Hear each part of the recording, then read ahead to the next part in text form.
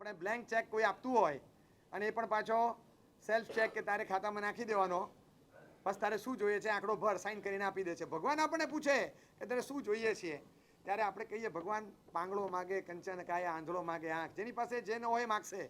કોઈ કંચન કાયા માગે છે, સુખ, સગવડ, સંપત્તિ, સામગ્રી, શરીરના સુખો, ઇન્દ્રિયોની ચળ પૂરી કરવાની, ખણજ પૂરી કરવાની, આ જે કંઈ પણ એન્ટરટેનમેન્ટ, એન્જોયમેન્ટ, આ જે માગું છું ને આ બધું આ કંચન કાયા છે. શરીરની ખંજવાળ પૂરી કરવા માટે, મને જે ચળ ઉઘડી એને પૂરી કરવા માટે મારી જેટલી પણ માગણી છે આ બધી કંચન કાયા છે. ભગવાન એ જે માગતો હશે એ માગશે. હું એવો નથી, હું એમાંનો નથી, મારે નથી જોતું. આંધળો માગે આંખ, જેની પાસે વિઝન નથી, દ્રષ્ટિ નથી, એ આંખ માગશે. કારણ કે બધું હોય, ચાલે ને ખાડામાં પડે, ચાલે ને ઠેબુ ખાઈને પડે, કોકની સાથે અથડાઈ જાય, વળવાનું હોય ત્યાં વળવાનું ભૂલી જાય, અને ચાલવાનું હોય ત્યાં ચાલવાનું ભૂલી જાય, ખુરશી ન હોય ત્યાં બેસી જાય, અને ખુરશી હોવા છતાં ઊભો રહીને થાક લાગે.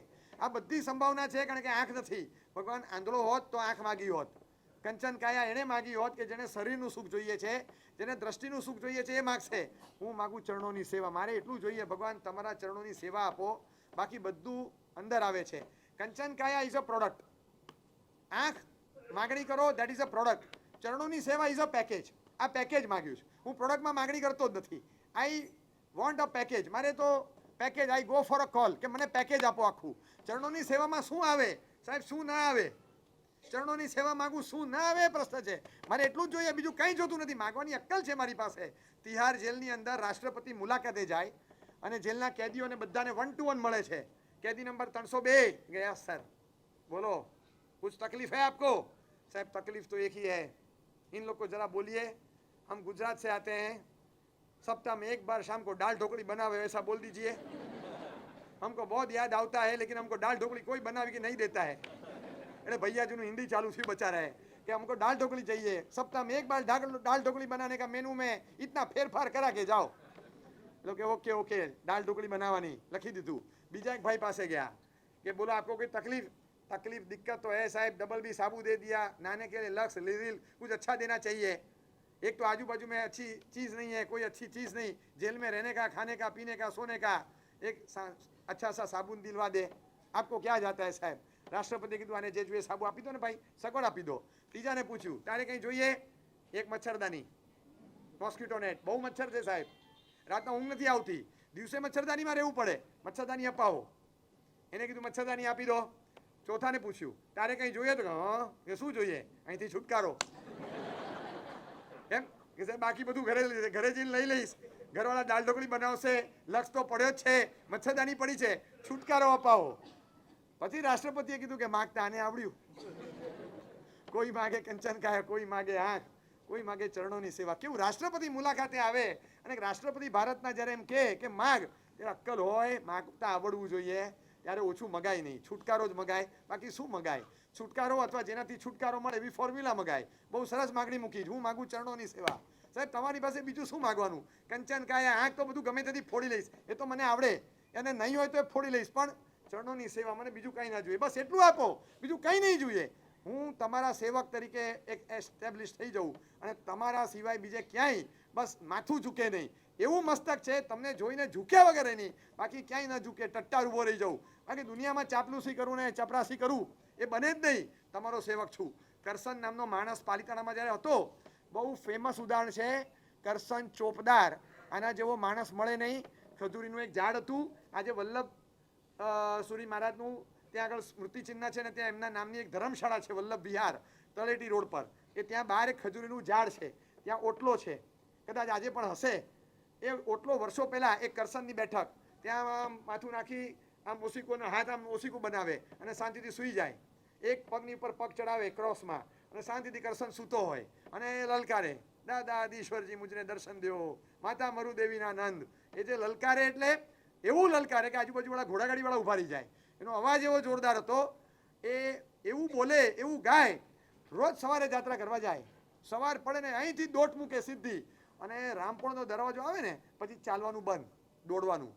ફટ ફટ ફટ ફટ બે પગથિયા, દાદા આવી ગયો આવી ગયો આવી ગયો, એક શ્વાસે બોલવાનું અને ચોથી પાંચમી વાર આવી ગયો ત્યાં દાદાના દરબારમાં હોય, ત્યાં સુધી શ્વાસ નહીં લેવાનો.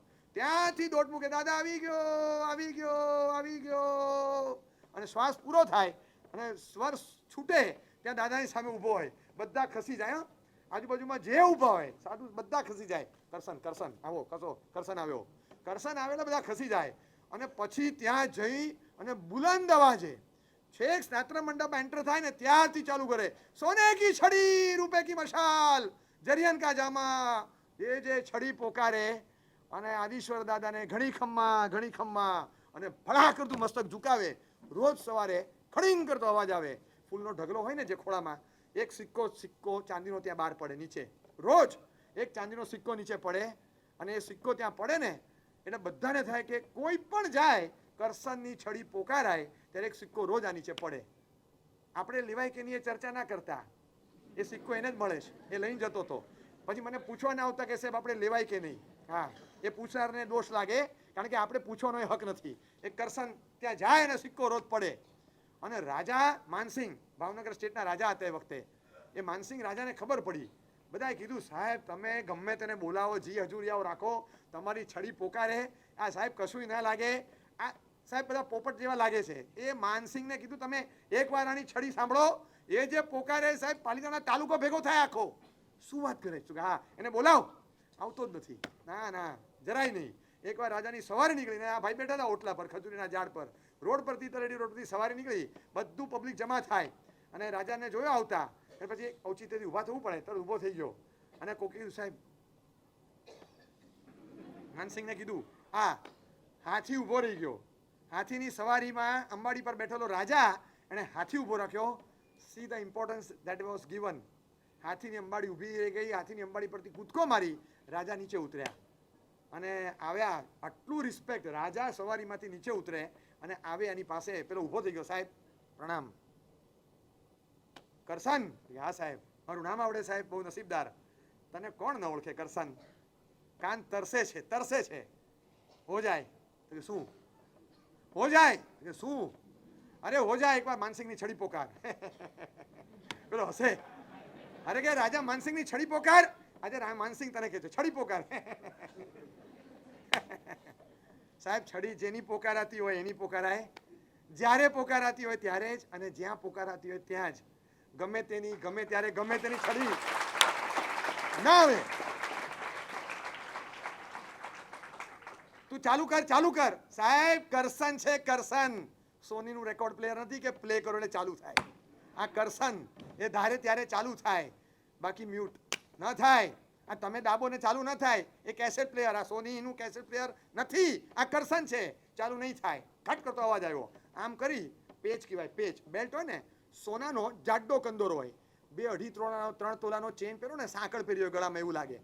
એટલે બધાએ જે સાંકળ પહેરી હોય કેવી લાગતી હોય એવું 125 તોલા, 125 તોલાની પેચ, એને આટલો જાડો સાંકળવાળો કંદોરો હોય એ લોકો પહેરતા અને આમ બાંધતા કમરે. એ ખોલ્યો અને પછી હાથમાં લીધો. આમ કંદોરો લીધો. 1.25 કિલો સોનું, 1,16,000નો ભાવ અને 1.25 કિલો સોનું હાથમાં લે છે. ચાલ કરશન હો જાય. છડી પોકાર હાલે એડવાન્સમાં. છડી પોકારે પહેલા. એટલે તારે આજ સુધી જે તારો અવાજ છે ને, જે પ્રશસ્તિઓ સાંભળી છે ને, છડી તો પછી સંભળાવ, પહેલા લઈ લે.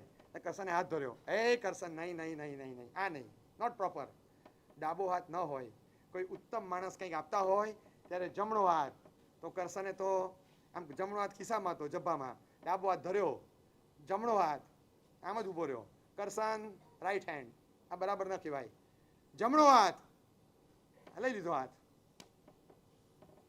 સાહેબ જમણો હાથ તો દાદા સિવાય કોઈની સામે ધરતો નથી. દાદા સિક્કો આપે છે ચાંદીનો, એ લઈ લઉં છું.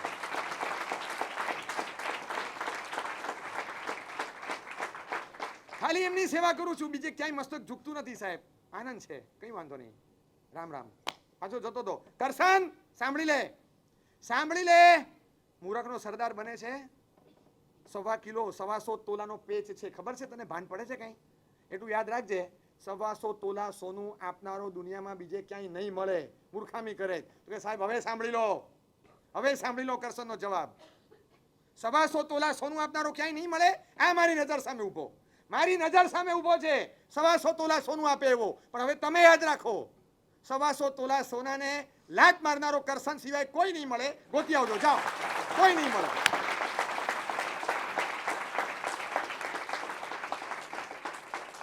દાદા સામે આપવું હોય તો દાદા સામે, બાકી જમણો હાથ ક્યાંય નહીં ધરવું. બેસી ગયો. બહુ શરમજનક ઘટના હતી, બહુ શરમજનક ઘટના કે એકવાર કાઢેલો પેજ પાછો કમરે બાંધીને વાળવો પડ્યો. એકવાર બેલ્ટ કાઢી નાખ્યો કોકને આપવા માટે અને પછી પાછો પહેરવો પડે ને, ઇટ વોઝ એમ્બ્રેસિંગ. બહુ ખરાબ હતું સિચ્યુએશન, પણ હ્યુમિલિએશન હતું. રાજન પાછા જવું પડ્યું. કરશન ચોપદાર, ભગવાનની સેવાને ચાકરી કરું છું, બીજા કોઈની સેવા ચાકરી કરતો નથી. રાજાની ગુલામી નહીં કરું. ચોક્કસ સલામ ભરીશ, બહુમાન આપીશ, આદર કરીશ, ઝૂકીશ. માગણી તો દાદા પાસે બીજે ક્યાંય નહીં, કોઈ જગ્યાએ નહીં. માગતા શીખ્યો છું, માગવાનું સરનામું મળે. ચોક્કસ મારે મોક્ષ સિવાય ચરણોની સેવા સિવાય કશું જોતું નથી. બાકી જરૂર પડશે ને તો આ એક સરનામું છે. કોઈ દિવસ નહીં. આદર્શ પત્ની હોય ને એ પતિની સેવા કરે, પતિની સેવા લે નહીં. એ ચોક્કસ એનું કર્તવ્ય છે કે પતિની સેવા કરવાની, લેવાની ન હોય, પણ અવસર આવે ત્યારે લેવી પડે તો પણ પતિની જ લે. દિયરની, જેઠની, મિત્રની કોઈની ન લે.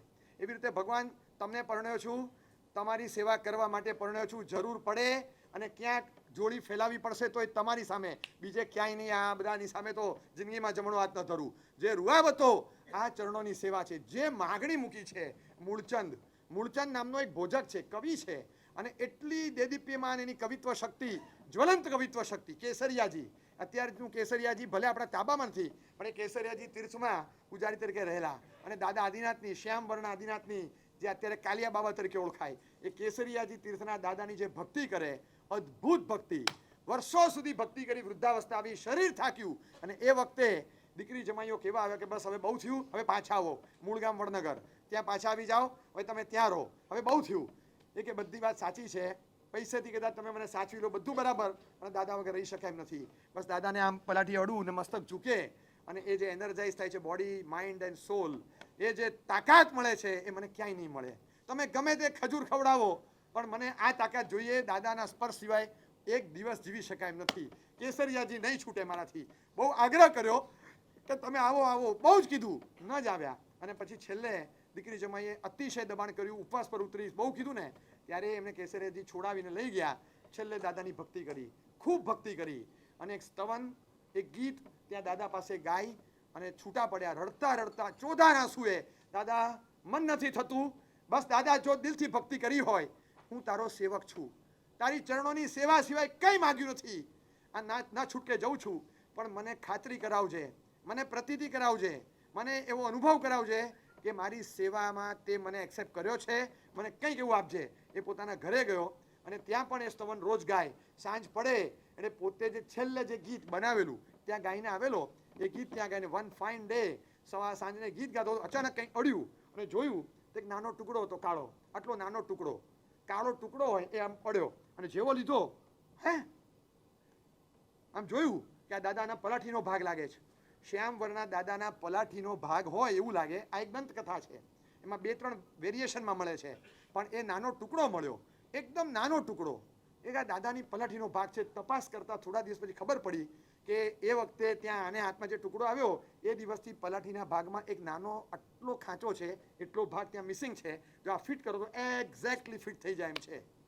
વર્લ્ડના મેપમાંથી એક નાનકડું, અમદાવાદ પણ નહીં, કદાચ શાહીબાગ છૂટું પડી ગયું અને એ આપણા હાથમાં આવી ગયું વર્લ્ડના મેપમાંથી. એવી રીતે એટલા મોટા પિંડમાંથી ખબર ન પડે એનો નાનો કટકો, તરત ઓળખ્યું કે આ દાદાના શરીરનો ભાગ છે. રોજ અડું છું, આ પથ્થરને અડું ને, આ પરમાત્મા છે, આ મારા દાદા છે કેસરિયાજી, એ જ છે. અને રોજ પછી તો લોકોને ખબર પડી, એ નાનો કટકો એને રાખ્યો છે એના ઘરમાં. આજે મૂળચંદ ભોજક નથી, એમના પછીની પેઢી હશે, કદાચ 4થી 5મી, એ બધા જે છે ગયા વર્ષે વડનગર ગયેલા. ત્યાં ખબર હતી, અમે પૂછ્યું તો કે સાહેબ એ મૂળચંદ ભોજકનું એ વડનગરમાં દેરાસર છે, તમે આ પધારો ત્યાં. અમે ત્યાં દર્શન કરવા ગયા, ત્યાં દર્શન કર્યું, ત્યાં ભગવાન છે, ભગવાનની આગળ એક ડટ્ટો મારેલો છે ફિક્સ. મને કે બસ આની અંદર એ રાખેલો છે, કોઈ લે નહીં, એટલે અંદર ફિટ કરેલો છે. એ કટકો આજે પણ ત્યાં છે. અમે ત્યાં ગયા અને ચૈત્યવંદન કર્યું. ચૈત્યવંદનમાં અમે સ્તવન તરીકે એ જ બોલ્યા જે એમણે બનાવેલું. અને એમણે શું બનાવેલું જે ફેમસ થઈ ગયું, આખા સંઘે એમનું બનાવેલું કાવ્ય રોજ બોલવાનું એ શરતે એક્સેપ્ટ કર્યું. જય જય આરતી આદિ જીનંદા, મારું દૈવિકો નંદા, પહેલી આરતી, દૂસરી આરતી, ત્રીસરી આરતી, મૂળચંદે ઋષભ ગુણ ગાયા. એ મૂળચંદે જે ઋષભ ગુણ ગાયા એ આ મૂળચંદ, એ મૂળચંદ ભોજક, એ ગ્રસ્ત, એને જે ભક્તિથી ગાયું છે, આખા સંઘે યુનાનિમસલી નક્કી કર્યું કે સાંજની આરતીમાં આપણે આ કાવ્ય ગાવાનું. બસ એને જે ગાયું છે અને એને જો પ્રભુ આ રીતે મળે તો આપણને પણ મળે. અમે ત્યાં ગયા, અમે સ્તવન તરીકે આખી આરતી ત્યાં ગાઈ, બધા સાધુઓએ. કોઈ દિવસ અમારે આરતી ગાવાનો પ્રસંગ નથી આવ્યો, પણ આપણે સ્તવન તરીકે આજે અહીંયા એનું દેરાસર છે મૂળચંદ ભોજકના જીનાલયના મૂળનાક સામે અમે બધા સાધુએ કોરસમાં આરતી ગાઈ બપોરના ટાઈમે ચૈત્યવંદનના સ્તવન તરીકે. આપણને થાય કે કેવા ભાવ હતા. ભગવાન તમારી ભક્તિ સિવાય કંઈ નહીં, તમારી સેવા, તમારો સેવક, આ એક આઈડેન્ટિટી મારી ઊભી થાય. મારે દુનિયામાં ક્યાંય જવું નથી. ડિવોશન એક ડેપ્થ જ્યારે પકડે છે ને ત્યારે તમે વહી જાઓ છો. 9:30 વાગે તમે ફીલ કરો કેવા હતા, અત્યારે તમને લાગશે કે યુ આર સમથિંગ ડિફરન્ટ. નશો ચડે, નશો દારૂનો ચાનો ચડે ને એના કરતાંનો નશો વધારે ચડે. એ જે ચડે અલગ પ્રકારનો હોય. અને પછી જે માગણી મૂકે કાંઈ જોતું નથી. ભગવાનને જોવાતા તો જોવા માટે આંખ માગી, આંધળો માગે આંખ, કંચન કાયા માગે. હું તો કહું છું આંધળો પણ ક્યારેક કેવું માગે છે. સુરદાસ અંધ હતા, સુરદાસ અંધ હતા, આંખ નહોતી, અને એને ભગવાન પાસે માગ્યું છે. તમે સુરદાસના કાવ્યોની પંક્તિ વાંચો, પરમાત્માની ભક્તિ, ઈશ્વરીય ભક્તિના કાવ્યો એને ઢગલાબંધ બનાવ્યા છે. એમાં મને બહુ ગમતું કાવ્ય પદ છે એમનું, લોચન રોમ રોમ પ્રતિ માગું, અવર આશ સબ ત્યાગું, લોચન રોમ રોમ પ્રતિ માગું. ભગવાન મને લોચન એટલે આંખ જોઈએ, આંખ આંખ જોઈએ, બંને નથી. એક આપે તોય ચાલે ને? નહીં. બે આપે તોય નહીં ચાલે. એક તો તું આપે 2, 8 કલાક તો હાવ બંધ રહે, અને બાકીના 16 કલાકમાં વચ્ચે 1 કલાક 2 કલાક ગમે ત્યારે બંધ થઈ જાય. અને બાકીના 18-20 કલાક, 16 કલાક, 14 કલાક જે રહે એમાં પણ દર 10 સેકન્ડે 1 સેકન્ડ બંધ થાય, દર 10 સેકન્ડે 1 સેકન્ડ બંધ થાય. એટલે લગભગ ટોટલ જાગૃતિના કાળમાં 10-20% તો એમને બંધ જ હોય. એ આંખથી તને શું જોવાનો? એક તો 2 આંખ એમાં ટોટલ ખુલ્લી ન હોય. તારું સ્વરૂપ કેવું, તારું રૂપ કેવું, તને જોવા માટે મને 3.5 કરોડ ક્યારેય મીચાય નહીં એવી આંખ આપ. જેટલા રૂવાટા છે એક એક રૂવાટે એક એક આંખ. લોચન રોમ રોમ પ્રતિ માગું, એક એક રૂવાટે એક એક આંખ, ક્યારેય બંધ ન થાય એવી. પલકારા ના મારે એવી. આ બંધ કરીને સૂઈ જાઉં ત્યારે આ ખુલ્લી રહે એવી. રાત્રે પણ તારી પર દ્રષ્ટિ રહે, તને જોયા વગર એક પળ ન રહે. લોચન રોમ રોમ પ્રતિ માગું. શું માગણી મૂકી છે? તમને લાગે કે આંધળો આંખ માગે છે, પણ કેવી માગે છે? માત્ર તમને જોવા માટે આંખ, બાકી તો આંખ પણ નથી જોતી. દુનિયાનું બીજું નથી જોવું, તમને નથી જોઈ શકતોનો વસવસો છે એટલા પૂરતી આંખ માગું છું, પણ એવી કે 3.5 કરોડ સંખ્યામાં, અને ક્વોન્ટિટીમાં 3.5 CR, અને ક્વોલિટીમાં એવી કે આંખ બંધ જ ન થાય, જિંદગીભર જોયા જ કરું, બસ એવી આંખ આપો. આવી રીતની માગણીઓ એ લોકો મૂકે છે. પાગલ પણ છે એમને ભક્તિનું. આપણને કેમ ના આવે? આપણે ગમે ત્યાં જઈને પાગલ થઈ જઈએ છીએ, કારણ કે આ ભક્તિનું પાગલ પણ આપણને હજી સ્પર્શ્યું નથી. આપણે એ માગીએ કે ભગવાન બસ બીજું કંઈ નહીં. એનો જે આનંદ હોય, તમે ભક્તિ કરીને એને પ્રમાણિત કરવા માટે તમારી પાસે શું આવે? તો ઇનિશિયલી બળતરા આવે અને છેલ્લે આનંદ આવે, બીજું કંઈ ના આવે. ઇનિશિયલ સ્ટેજમાં ભક્તિનો પ્રારંભ થાય ત્યારે બળતરા હોય, અને છેલ્લે પૂર્ણાવતિ થાય ત્યારે આનંદ આવે, બસ બીજું કંઈ ના હોય. મલાડમાં એક ભાઈ રહેતા, દર પૂનમે જાય, દર પૂનમે પાલિતાણા. મલાડથી નીકળે, પૂનમ પાલિતાણા કરીને પાછા આવે, 14 રાત્રે બેસે, પૂનમની જાત્રા કરે, એકમ સવારે પાછા વધે કમે. દર વખતે જતા હશે કેટલા 7-8 વર્ષથી. મને તો મળ્યા ત્યારે મેં પૂછ્યું, દર પૂનમે જાઓ? તો કે હા. મેં પૂછ્યું ત્યાંથી શું લઈને આવો? મને કે એટલે તો ઘરેથી કંઈ મગાવે તો. મેં કીધું એટલે? એમ કે કોપર પ્રભાત ડેરીના પેંડા. મેં કીધું ના ના એવું બધું નહીં, તમે દાદા પાસેથી શું લઈને આવો? મને કે ઓકે, અચ્છા દાદા પાસેથી શું લઈને આવો? કીધું એ મને કહેતા હતા, મને કે આજ સુધી મેં એવું વિચાર્યું કે દાદા માટે શું લઈને જવાનું. અને બધા પૂછે દાદા માટે શું લઈને જાય છે? તો નૈવેદ્ય લઈને જાઉં, ફળ લઈને જાઉં. દાદા માટે શું, દાદા પાસેથી શું લઈને આવ્યો? મને કહે સાહેબ આજ સુધી ત્યાં ફોકસિંગ નથી કર્યું આ એરિયામાં. હું ધ્યાન આપો, 1-2 પૂનમ જવા દો, અને પછી જાતને પૂછજો શું લઈને આવો. પછી તો મેં નક્કી કર્યું કે હવે દાદા પાસેથી, જો 2 સત્ય છે. દાદા પાસે ખાલી હાથે જવાય નહીં, એના કરતાં ચડિયાતું સત્ય, દાદા પાસેથી ખાલી હાથે અવાય નહીં. બરાબર છે? આપણે જો આપણા લેવલનું આપ્યું, ભગવાને કહ્યું ભગવાન ફળ, નૈવેદ્ય, ફૂલ, જો જે હતું, હું મટીરિયલ વર્લ્ડનો નાનકડો માણસ, આ આપી દીધું. તમે નોન મટીરિયલ વર્લ્ડના શહેનશાહ છો, તમે મને ક્ષમા આપો, નમ્રતા આપો, સરળતા આપો, નિર્વિકાર પવિત્ર દશા આપો, મને એવું કંઈક આપો. દુનિયામાં બીજે માર્કેટિંગ કરવા જવું નથી, મારે અહીંયા જ જવું છે. મારે જે માલ આપવો છે અહીંયા આપવો છે, લેવો છે અહીંથી. અને ભગવાન જેની જે દુનિયા, હું મટીરિયલ વર્લ્ડનો માણસ છું તો તમને મટીરિયલ આઈટમ આપું, પણ તમે નોન મટીરિયલ વર્લ્ડના શહેનશાહ છો, બિન ભૌતિક એવી ચીજ આપો જે દુનિયામાં બીજો કોઈ ના આપી શકે. ને આપે 100%. આપણો એવો ઘરોબો નથી, સંબંધ નથી મુકેશભાઈ સાથે. બાકી સમજો કે મુકેશભાઈ સાથે એવો ઘરનો સંબંધ હોય ને, આપણા પ્રસંગે લગ્નમાં મુકેશભાઈ, અનિલભાઈ ના આવે પણ મુકેશભાઈ સમજો કે આવ્યા અને ચાંદલો આપ્યો. એ 51 રૂપિયાનો આપે? 501 રૂપિયાનો આપે? એ પ્રમોટર કોટામાંથી 100 શેર આપે રિલાયન્સના. એ કે તમને ઓછું કેવી રીતે અપાય? કારણ કે સંબંધ કેવો છે ખબર નહીં, પણ આપનાર એની ઓકાત પ્રમાણે આપે. હે આટલું બધું એ એમના લેવલથી આપે.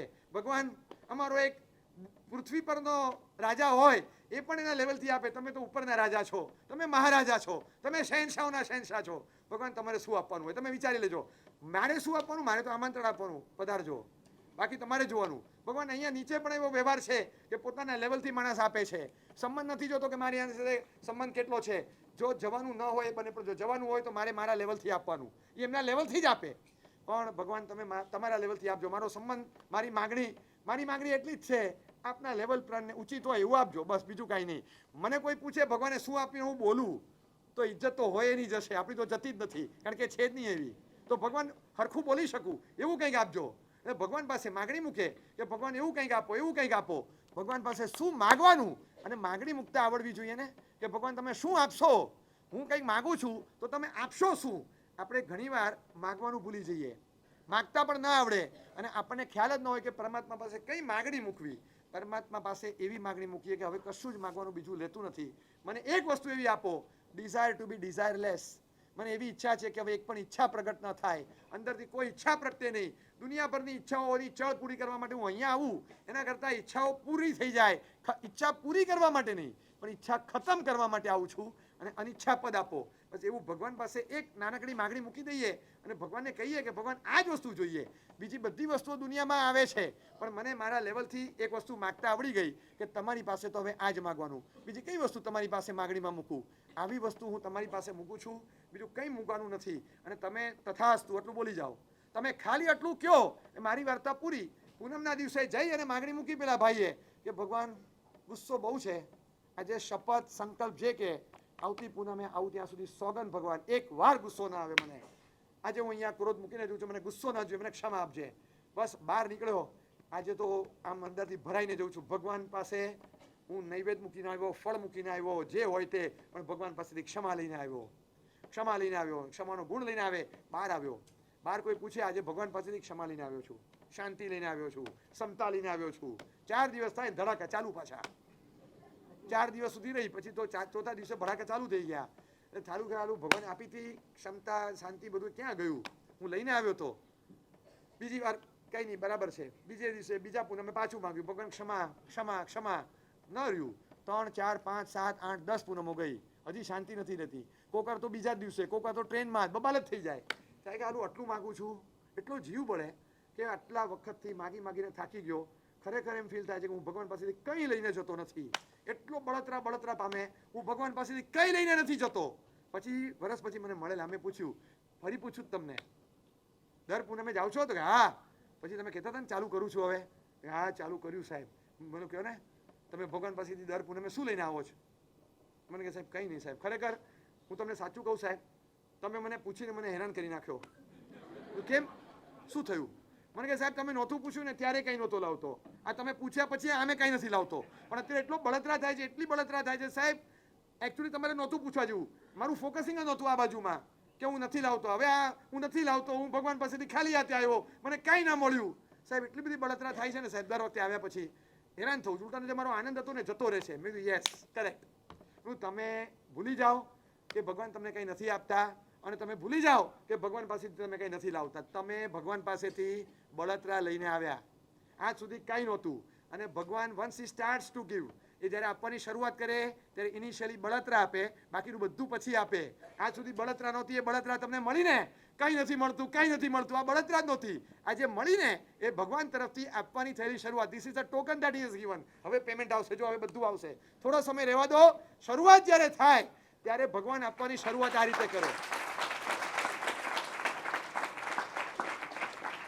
શરૂઆતમાં તમને બળતરા આપે અને છેલ્લે અંતે તમને આનંદ આપે. એવો આનંદ.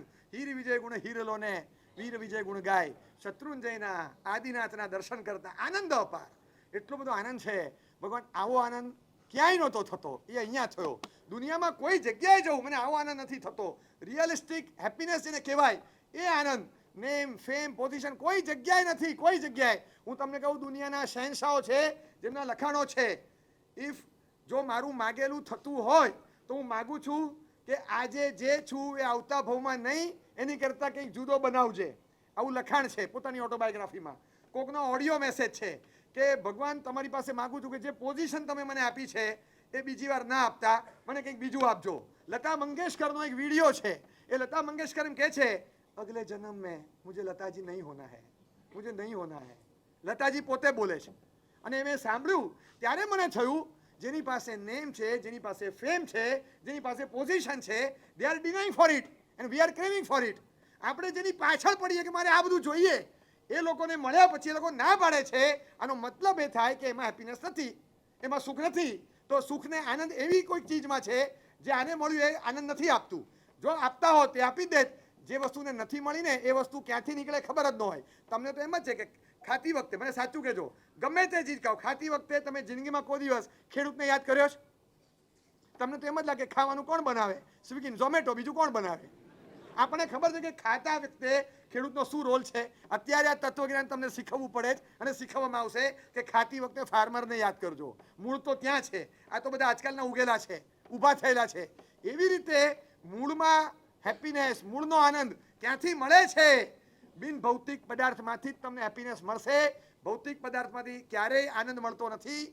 એ તમારા ખેદને થોડા સમય માટે શાંત કરે, બસ એટલું જ. તમારી હતાશા, નિરાશાને થોડો સમય રાહત આપે, એટલું જ. એ ખાલી રિલીફ આપે છે, પેઇન કિલરની જેમ થોડો સમય પેનને રિલીફ આપે. એ હેપીનેસ નથી, એ પેઇન કિલરની રિલીફ છે. હકીકતમાં આનંદ અપાર એ ભક્તિ યોગમાંથી, જ્ઞાન યોગમાંથી નીકળે, બાકી ક્યાંય ન નીકળે.